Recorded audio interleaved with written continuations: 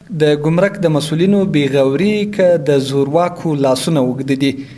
د پکتيکا ولایت ملي امنیت د خوراکي او غیر خوراکي توکو هغه درويشت موټرونه نیولې دي چې د ګمرک له محصول پرته وړل کېدل.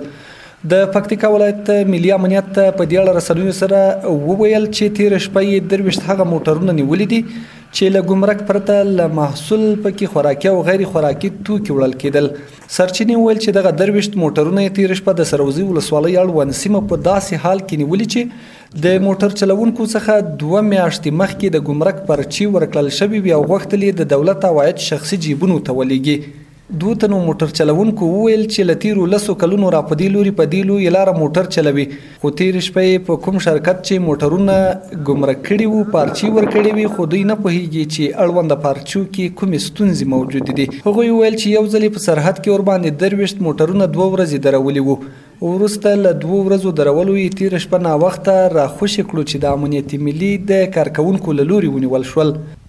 لیکن چې صبر ازمیر روان شو دوش په ډر کې وکړي ته وایي چې لږ صبر وکړئ پرچې نه د پرچې رکولی یغه نفس روغلی ورګین ته ورګین کې مزدګار پسې خوشی کوي چې دل مو یاسم ز زموږ ما نس لمې بدانه خبر چې ورجان پرچې روکړي مخ د دیوانه ورګون لاین چلو بس بیا 2 ورځې بارډر کې ولاړو بیا غجن سره ورګون ته موږ ته پرچې راکړلې بس د ګمرک پرچې وایدا پرچې دي بس د پرچې راکړې هغه سیل تراغلو شرنه ته بس هغه پرچې سی وکټلې هغه نه منلې سال دولت لور. همدا شان وطن نور موټر چلوونکي چې د بیلابیلو ولایتونو اوسیدونکي دی وایي چې د لارې په اوږدو کې هر امنیتي پوسته ورنه له 200 نیولې به تر 800 افغانۍ پیسې وړي خو څوک یې غږ نه اوري. هغه ویل چې ستونزه په هغه شرکت کې ده چې دوی ته د محصول پرچی ورکړي ځکه دوی نه لوستي دي او نه پوهیږي چې په دې پرچو کې کوم تاریخونه وهل شوي دي. چې صحیح قانوني پرچې درکړي بی خو سواد نه لري تعلیم نشته چې تعلیم دا پته نه پرچور کې بس تر دا چې خلص دریم دا اصلي پرچه ده دا پته مې نه درکړي د چرول وي